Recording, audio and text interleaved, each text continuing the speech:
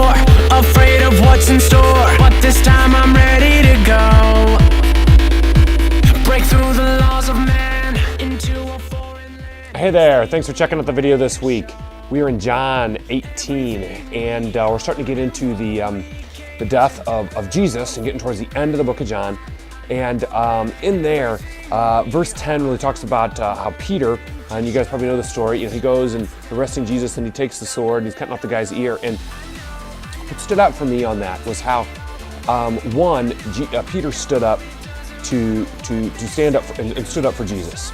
And it makes me think of my life and how often do I maybe stand up for my faith and what I believe and for Jesus and living a life for Him, and maybe in times when it's not popular or the thing to do to stand out.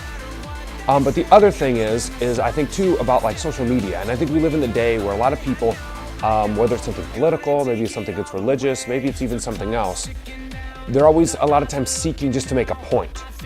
I think deep down inside they want to make a difference, but they don't really make that much of a difference. They're just making a point, and then some are either pro for what their comments or against their comment. And so I want to challenge you this week to look at John 18 and look at how Peter reacts. And on one hand, I want us to be encouraged that we need to stand up for Christ. But on the other hand, when we stand up, we need to make a difference and not just make a point. And I think it's really just the difference of taking that sword out for Jesus and instead serving for Jesus. And so I think, if we learn anything from Christ, it's about the little day-to-day things we can do to make a difference for Him and make an impact for His kingdom versus just taking a sword and all willy-nilly all over the place and just trying to make a point. And so something for you to consider this week.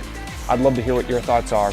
Also, as we're getting to the end of the book of John, I'd also love to know maybe what book you'd like me to do next. I'm maybe thinking something Old Testament, but I think it would be great, to kind of mix it up, do something different. So I'd love to hear your thoughts. For announcements, don't forget that we've got Junior High Sky Zone on Saturday, October 12th, so please RSVP for that. And I know we'll need a couple drivers for that. And then also, I know this Sunday night, the Senior High Deep Group meets. And so we've got a few different things going on. I hope you're having a great week, and we'll see you next time.